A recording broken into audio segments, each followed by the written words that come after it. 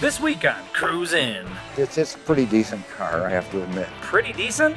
Boy, is that an understatement. The Special is the smallest one of the Buick line in 1939. This is the smallest, and it's a movie star. After I talked my wife into it, it kind of came home with me. Isn't that the way it always works? You want rare, we have rare.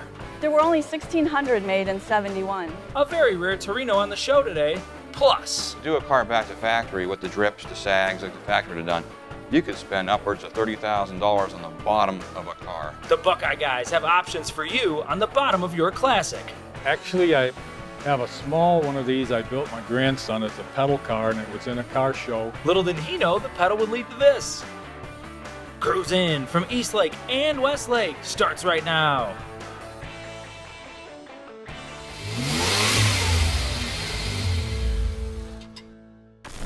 This week on Cruise In, East Side, West Side, we're all over Cleveland. Hi, I'm Will Burge, and it's a twofer episode. A little bit later on, we'll be in Westlake, but right now we're in Eastlake, Ohio, at the Boulevard of 500 Flags, where each one represents a fallen hero, and each car represents a snapshot in time. So why waste any more of that? Let's get started. All right, Lucky, this is a absolutely gorgeous ride, and we don't see a lot of these. What do you got here? This is a 58 Pontiac Chieftain Convertible. And we've seen Chieftains before, but I can't say that we had actually seen a convertible before. Not too many around. How long have you had this? 16 years. And in those 16 years, how many have you seen? 0. 0? Yeah. Never seen another one? Only in pictures. Really? How did you come across this? Well, I always wanted one and got a chance to pick one up 16 years ago. When you were looking for a convertible Chieftain or just a Chieftain? Convertible. Really? Absolutely. And had you almost found one before that, or did you never even come across one? No, couldn't find one, but I finally found it. And now you've had it 16 years? 16 years, yeah. And how, have you done any work to it, any restoration? No, actually, just the way you see it. This is how you found it? That's the way I found it, yeah. Wow. How many miles were on it when you found it? 49,000. And how many are on it now? 54,000. So you're not doing a whole lot of travel. Not a lot of driving, yeah. I'm not sure I would either. Yeah. What's the furthest away you've gone to take this? Well, of course, we're here in Lake County. The furthest I've been was out to Ravenna. Okay, so not too far. Not too far, no. How does it drive? Wonderful. Really? Yeah, beautiful. I mean, it looks like it's built out of magic. I mean, look, it's a nice. I love it. I love it. It literally looks like you could have taken this off the showroom floor right now. Yeah, just about. It's a pretty decent car, I have to admit. I love the pinky ring too. I see that the stoplight pinky ring. Right. Yeah. How long have you had that? Oh, about 25 years. Really? Yeah. It was just waiting to match up with the ride. Absolutely. Absolutely. What's your favorite part about owning this car? Well, it's a wonderful car, and a lot of people enjoy seeing it, and as much as I enjoy driving it. So, you know, I enjoy giving other people pleasure also. The first time you come across another convertible Chieftain, what are you going to do? I wonder. You never know. Well, until that day, we appreciate you showing it to us because this is absolutely amazing, and thank you for bringing it out today. Thank you very much. All right, Ray, this is a beautiful ride you're standing next to. What do you got here? It's a 1939 Buick Special. And it is special, right? The Special is the smallest one of the Buick line in 1939. It's awful big to be the smallest. Yes, it is. But it's also special because this was in a major motion picture that pretty much everybody on Earth has seen at this point, right? I see it every Christmas. All day long on Christmas. What movie was this in? It's in The Christmas Story. It's become such a cult classic movie. And when people find out that this was in that movie, are they taking pictures next to it? Oh, yeah. Yeah? So how long have you had it? I've had it about 14 years. 14 years? And how did you come across it?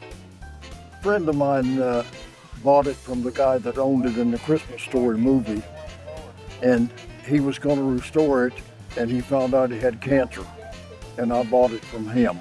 And then did you do the restoration? Yes. How much did you have to do? Just about everything. Really? Yeah. Was it mostly body stuff, or did you have to do engine things to it as well? Or? No, the body stuff was not really that much. It was, they took all the fenders, the doors, the hoods, took everything off and redid the frame. How about the interior? Is that still the same as it was, or did you have to do something? The interior, somebody had reupholstered it before I got the car, so it's the same as it was then. The back seat is amazing. It's a couch back there, basically, isn't it? Yeah. It's so big and comfy. When you saw it, did you sprawl out in there and take a nap, or what? Yeah, and when you get in there, you don't have to worry about the headroom. You've got about this much headroom, at least 1.5 feet of headroom when you're sitting up straight. It's amazing that this was the smallest of the line, and that's the case with the headroom as well. Yeah, well, the others looked a lot bigger on the outside. The Roadmaster and the Century, they were the big ones. And the engine is a straight 8. Straight 8. Is it fast? I mean, does this thing move pretty good? Oh yes. Yeah? It's got plenty of power. Now, how safe do you think this was in 38 if people were taking it all the way to the top of the speed it could go? Yeah, I had it to 85 once. Oh, wow. And it started to shake. Yeah. And I said, that's far enough. That's the warning sign when you need to pull it back a little bit usually, yeah. That I mean, you're just at a normal cruising speed, it works perfectly. Oh yeah, beautiful. Yeah? No power steering, no brake, no power brakes. And I see that you have the World War II veteran hat and a sticker on the back that says you both survived World War II, so thank you for your service as well. And now you both have something else in common. The car is famous for being in the movie, and now you as well are also going to be famous. Yeah, I have a sign on the back window that says we both survived World War II. Now you got to put one next to it. It says, now we're both famous. Well, thank you so much for showing it to us today, and I'm going to hold you to it. We're going up to the Christmas Story house together sometime in this thing, all right? Okay. But I'm riding in the back, and you can't go 85. All right? Thank you so much for showing us. Okay, no problem.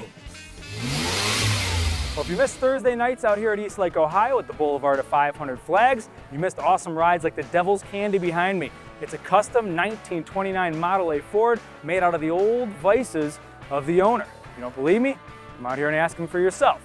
Plus plenty of other great rides. When we get back though, we head out to Westlake, Ohio, and we check in with our guy, Rami Sebo, who's got plenty of rides at Clegg Park. All coming up next on Cruise In.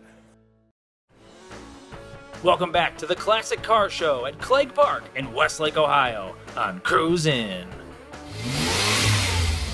So George, can you tell me something about your car? Well, it's a 1950 Pontiac Silver Streak. I've had it a car for about 2 years now. Basically, it's a survivor. I kind of left it the way it is, the way I bought it. Just did some small upgrades to make it a daily driver. Why this car? Any particular reason for this car? There was a fella in the neighborhood that had a used car lot, and he'd been telling me about this car, that he just bought it from someone and he wanted to resell it.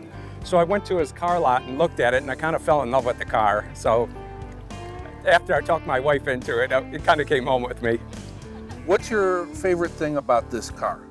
Well, I like the originality of it, and I really like the ride. And the motor, it's got a flathead 8, very quiet. You can't even hear it run, or you can't even feel it run, to tell you the truth. And it's such a good runner, though. Do you get a lot of attention at car shows with this particular car? Because normally you see these cars that are all shined up and been restored. You don't see quite as many cars that are totally original like this. As a matter of fact, it seems like I do get a lot of attention on the car. I don't know what it is. I don't know if the trend is moving more towards survivors and barn finds versus the full restorations. But sometimes I go to the shows and there's a pretty good crowd around it. Do you have any plans on restoration for this car? No, I'm going to kind of keep it as it is. I got it running just the way I want it now, so I'm just going to drive it, have fun. Well, I noticed a couple unique things about the dash when I kind of glanced in there. The silver streak on the dash, that's the trim model, you said? That's the Yes, that would be the model, trim model. And the radio speaker is behind the clock dead center, is that what that is? Correct. I couldn't figure that out Yeah, at that's first. it, yep. And what are the controls directly behind the steering wheel, above the steering column, that look like they're really difficult to get to? Well, those are the heater controls. That would be, the one is for the heater and defrost, and the other one would be, the middle is for blower, and yeah, I think that's it there, yeah. So the other thing I notice is I've never seen the particular font on that speedometer is also rather unique. I've never seen that before. Well, I think in the 50s now, as you see with like the hood ornaments and everything was going to airplanes and the aerospace look, and like with the waterfall trim on the car, and that's kind of the styling on the inside too. The other thing I noticed is you've got a uniform hanging in the back seat, and I was wondering what the story behind that was. It's just a little tribute to my father. And back in the day, 1950, when this car was made, he was in Korea, so he's not around anymore. I'm sure he's looking down on this, but it's just a little tribute to him, though. I'm sure he would love to ride in it. And is that his uniform? Yes, that's his jacket. That's his particular uniform. That's fantastic. On a day like today when it's kind of hot, do you miss not having air conditioning in this? I guess there's some days then it's pretty hot, you know. But with those vent windows there, they knew what they were doing. They really pull the air in, so you get some kind of air movement in the car as you're driving along. Do you have any floor vents? Yes, I do. We do have vents, yeah. Okay. Well, thanks for bringing it out. We really enjoyed seeing it today. Thank you very much. So, Laurie, we were here at the car show and saw this beautiful 71 Torino convertible car I've never seen before. What can you tell me about this car? So we found this car maybe a year ago and bought it about 6 months ago from a gentleman in Pennsylvania. He's a Torino rare parts guy who's got about 30 of them hiding in Pennsylvania. And do you have any idea how many of these cars were made? There were only 1,600 made in '71. Really? And have you done anything to the car since you've gotten it at all, or is this exactly the way you've gotten it? It was about 95% done. We had a local guy just make sure that, you know, it was roadworthy, fix a little loose ends here and there, but no, this is pretty much how we found it. Why this particular car? Anything special about the Ford Torino? My husband just knew how rare it was and just really liked the style, the 71 style. The back grille is unique to the car, and they changed it after, I think, 71. So he just really liked the style of it. What are a couple of your favorite things about this particular car? So my favorite story about the car is that it's a 351 engine made here in Cleveland, and the body was assembled in Lorraine. So I felt like we brought it home. It spent most of its life in Texas, from what I understand. Have you done any car shows with this before? Have you been to any other car shows? We've just done local. So a couple church car shows, and we just recently did one at Coe Lake in Berea. And a lot of the guys that were there were actually people that worked on the assembly line on the engine. Really? One gentleman brought his grandkids up and said, "Grandpa built the engine." So it was kind of cool. It's you know, it's got electric windows, it's got air conditioning. From what we understand, those are rare options for this car as well. So. What do you like the most about this car? The ride, you know, being in the convertible. That's what I like about it the most. Of course, my husband just likes the sleek design of it. Does it get a lot of attention at the shows that you've been at? Everywhere. People are circling around it, and it's funny because I didn't want to get the car. I'm a Chevy person, but it's bringing everybody home, and everybody's talking about, you know, Cleveland cars. So that's what's kind of cool about it. How long have you had this car? So we brought it back, I think, in December, so about 6 months. We've only had it 6 months. You know, there's some stuff we'll probably do to it, but for now it's just fun taking it to local shows and letting everybody see it. So do you think this is a keeper? You think you're going to hang on to this for a while? I think it's a keeper, yeah. I don't think he's going to be letting it go anytime soon. And is the car all original from what you know? All original, from what we know. Again, the guy from Pennsylvania was a Torino parts guy, rare parts. So he put all the original parts on it. The only thing is the radio. I think that's the only thing that's not original. Well, thanks for bringing it out and letting us take a look at it. Thanks for having us. Beautiful car. Enjoy sharing it. Coming up. This is in black, high build primer. Black was done because you wanted black underneath the car. The Buckeye guys go down under. Next.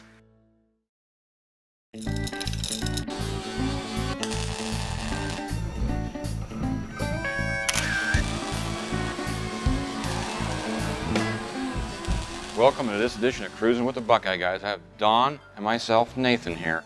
Today, we're going to discuss the bottom of a vehicle, right? And all the options you can do. Don, on these projects here like this, on the bottom of a car, as soon as you put on a rotisserie, you see what's really wrong with the project. And as this body shell here, this is a 67 Mustang, the truth of the matter is, cars from the factory had no undercoating on them, they had no sound barrier, they were just basically a batch paint system. What they did at the end of the day, they threw all their extra paints into a vat, and the next day they sprayed the cars with that color, so they're all different colors. To do a car back to factory with the drips, the sags like the factory had done, you could spend upwards of $30,000 on the bottom of a car. On this Mustang here, full custom build, and the owner wanted to go back to black bottom because that's what he likes. And with the black bottoms of the car, I don't recommend it. The show cars I build for the SEMA show and stuff like that, we always put bed liner on the bottom because it offers durability, Right. drivability. The bed liner we use does have a lot of heat-resistant properties as well as noise-canceling properties.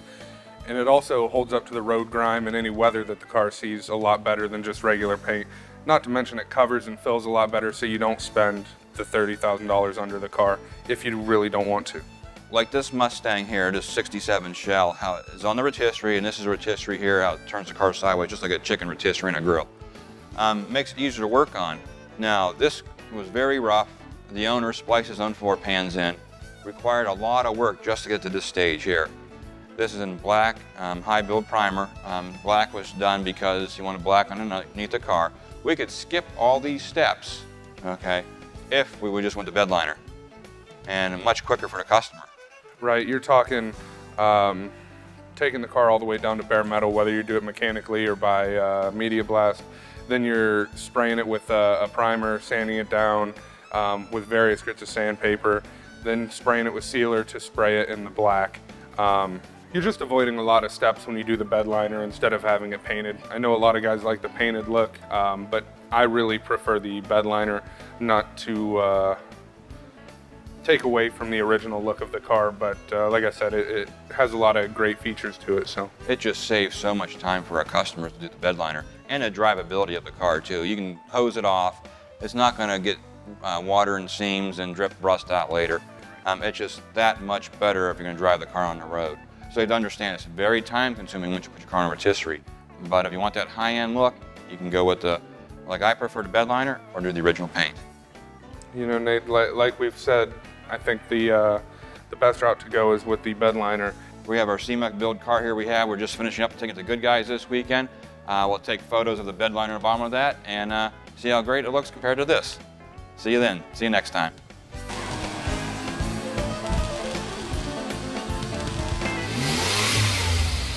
Coming up. The interest that people have in it. It's an unusual car. That's for sure. Next. From project to pride and joy, the restoration specialists at Buckeye Classic Car Restoration can make your dreams come true. Our master body, paint, and mechanical technicians have over 100 years of experience. They do research, can communicate every detail of the restoration process, and their restorations win big-time awards. Buckeye Classic Car Restoration cars have been winning awards since 2001. Let the restoration specialists at Buckeye Classic Car Restoration turn your project into an award winner. Now back to the Classic Car Show at Clegg Park in Westlake, Ohio on Cruise In. So what is this car behind you? What is specifically this type of car that we're looking at? It's a replica of a 1927 Bugatti, a kit car built back in the 60s. It's been restored. I did a ground up restoration, a frame off restoration. It took me about 1.5 years to take it completely down and rebuild it. They redo the body, everything. How long have you had the car? 4 years. And where did you find it? Actually, I have a small one of these I built my grandson. It's a pedal car, and it was in a car show. A guy walked up to me and asked me if I wanted to buy a Bugatti. And I went over and looked at it and bought it. That's how I got it. And what's your favorite thing about this particular car? What do you like best about it?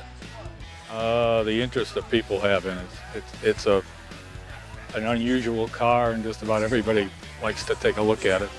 Attracts a lot of attention. Yeah. So you said you totally restored it after you got it. Yes. What kind of condition was the car in when you bought it? I would say pretty poor. It was rusty, the floor was rusted through, the frame was rotted, the body had holes in it, it was cracked, it had a different windshield. It took a lot of restoration. I met a guy that in a car show once and said he actually restored original Bugattis. He told me the body and everything was very accurate to a Bugatti, but the dash and the floor wasn't right. It should have a hardwood oak floor, so I put that in. The dash should be engine turned, and I couldn't find anything to do an engine turn, so I put a decal on it, and it's got to be redone. It's supposed to be an engine turn dash originally. That's what the original Bugatti had in it. Still has a nice look to it. When you're riding down the road, how comfortable is it on the road? It's very comfortable. It rides real well. It takes bumps real well. It's a comfortable car. Is it pretty quick? No. It just looks good. It's a nice cruiser. Yeah. How close to a 20s Bugatti is this in terms of, compared to, the kit versus the actual car? The body's accurate, and because the guy that I said before saw this car, he said the body was very accurate, but the drivetrain and the engine is up nuts. Well, we want to thank you for bringing it out. It's really a nice addition to this show. Thank you very much. Thank you. Appreciate it. What an amazing day of cars, and we have plenty of people to thank. Everybody out here at the Boulevard of 500 Flags in Eastlake, Ohio, everybody out at Clegg Park in Westlake, Ohio, my man Rami Sebo, who filled in for me out there as well, and you for tuning in to Cruise In. I'm Will Burge saying so long until next time.